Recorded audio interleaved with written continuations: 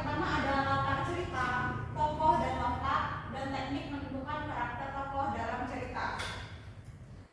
Dalam latar cerita ini kita dapat menentukan tempat, waktu, dan suasana. Oleh karena itu kita harus membaca cerita pendek terlebih dahulu. Lalu yang ketiga ada mencatat dialog atau percakapan dalam cerpen, lalu mengubahnya menjadi dialog naskah. Dalam membaca cerita pendek kita disarankan untuk mencatat dialog atau percakapan dalam cerita pendek tersebut, lalu kita dapat mengubahnya menjadi dialog naskah. Lalu yang keempat ada mengubah latar cerita jadi setting pada drama, dan yang terakhir tentunya menulis naskah drama. Baik, itu tadi materi yang sudah Ibu paparkan. Apakah ada yang ingin bertanya, anak-anak? Tidak, Ibu. Tidak ada ya, sepertinya semuanya sudah paham. Jika sudah paham, sekarang silakan siapkan selembar kertas dan pena.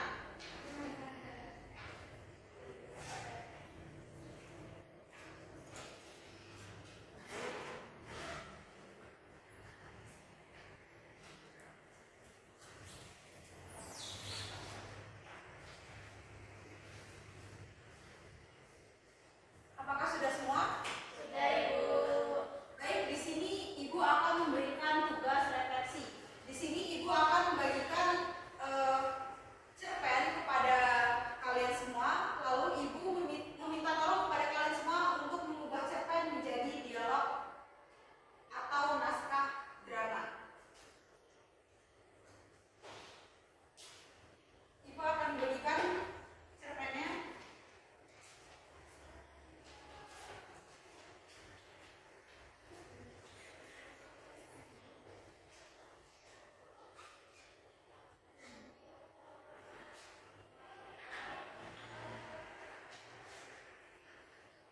Ibu berikan waktu 15 menit ya anak-anak untuk membaca dan mengubah cerpen menjadi naskah drama.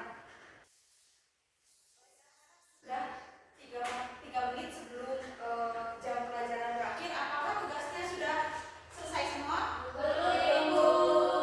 Baik, kalau tugasnya belum selesai, bisa dijadikan sebagai PR ya anak-anak.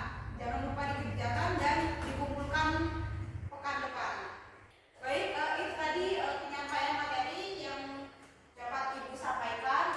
Ibu mohon maaf apabila ada kesalahan kata ataupun perbuatan, dan terima kasih kepada anak-anak yang sudah berpartisipasi aktif dalam pertemuan pekan ini. Ibu akhiri. Wassalamualaikum warahmatullahi wabarakatuh. Waalaikumsalam warahmatullahi wabarakatuh. Terima kasih, Ibu. Ibu izin keluar ya anak-anak. Iya, Ibu.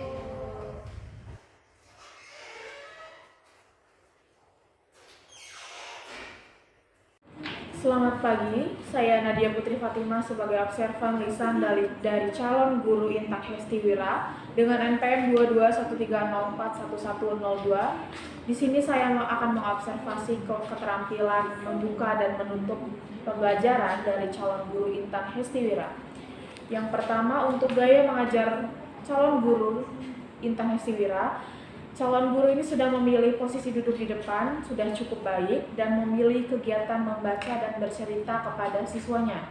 Lalu selanjutnya, penggunaan media dan alat bantu mengajar. Di sini calon guru Intan Hestiwira memilih media dan alat bantu mengajar yaitu gambar atau salindia, sudah cukup baik. Lalu yang ketiga, pola interaksi yang digunakan oleh calon guru Intan Hestiwira antara guru dan siswa sudah sangat baik. Lalu yang selanjutnya, menimbulkan motivasi. Yang pertama, kehangatan dan keantusiasan sudah cukup baik. Yang kedua, menimbulkan rasa ingin tahu, sudah cukup baik. Yang ketiga, mengemukakan ide yang bertentangan, sudah cukup baik. Dan memerhatikan siswa sudah cukup baik. Lalu yang selanjutnya, memberi acuan atau structuring. Yang pertama, mengemukakan tujuan dan batas-batas tugas, sudah baik, sudah sangat baik. Lalu yang kedua, menyarankan langkah-langkah yang akan dilakukan, sudah sangat baik. Yang ketiga, mengingatkan masalah pokok yang akan dibahas, sangat baik. Lalu yang terakhir, mengajukan pertanyaan-pertanyaan, sudah sangat baik. Lalu yang keempat, membuat kaitan atau apersepsi, sudah sangat baik. Selanjutnya, buat kaitan antar aspek yang relevan sudah baik. Yang kedua, membandingkan atau mempertentangkan pengetahuan-pengetahuan baru dengan pengetahuan yang telah diketahui sudah baik. Lalu yang ketiga, menjelaskan konsep atau pengertian sebelum bahan diperinci sudah baik. Selanjutnya, untuk menutup pembelajaran, calon guru Intan sudah meninjau kembali dan merangkum inti pembelajaran serta membuat ringkasan sudah sangat baik. Lalu yang kedua, mengevaluasi, yaitu mendemonstrasikan, mengaplikasikan ide baru pada situasi lain, mengapresiasikan pendapat siswa sendiri, lalu membuat soal-soal tertulis dan soal-soal lisan sudah sangat baik. Dan yang terakhir, refleksi akhir pelajaran sudah sangat baik. Sekian saya ucapkan terima kasih. Saya mohon maaf jika ada kesalahan kata dan berkalimat. Saya akhiri. Terima kasih.